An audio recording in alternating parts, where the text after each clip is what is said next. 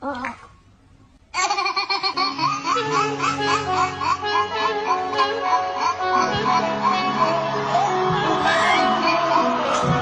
piyola choyga 4 kishi barmog'ini botirsa rasvo bo'ldi deb ichmaydilar-u. Ammo 50 kishini qo'li tekkan badanga g'ijinmasdan oshiq bo'laverishadi. Ha, telba yigit. Tegib ketdimi?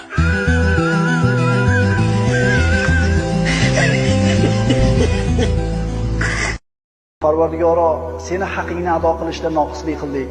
Xato qildik, adashdik, gunoh qildik. Nafsimizga zulm qildik, shaytonga yengilib qoldik. Havoyi nafsimiz bizni yengib yomonlikka buyurdi.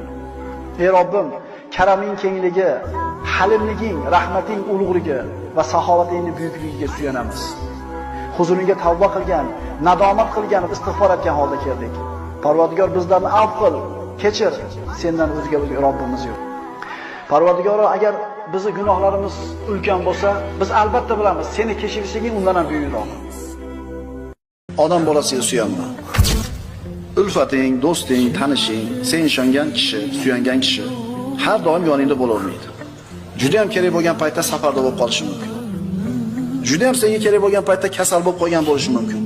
Telefon qilsang, telefon o'chib qolgan bo'lishi mumkin, zarat o'chib qolgan bo'lishi mumkin. Odam bolasiga suyanma. Nusrat Alloh tomonidan keladi. Agar Alloh biz bilan birga bo'lsa, birodarlar, boshqa narsaga parvo qilmaymiz. Alloh bizni yaxshi ko'radi.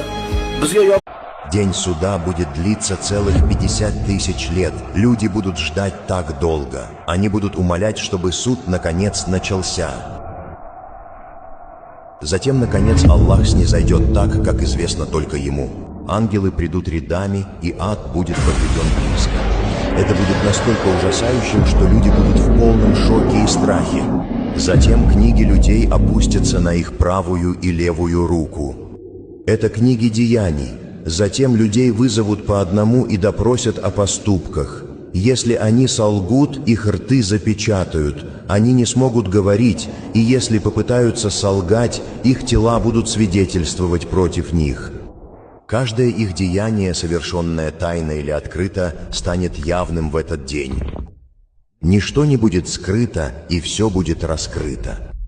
В этот день люди осознают, что у них недостаточно добрых дел и захотят вернуться, чтобы заработать больше.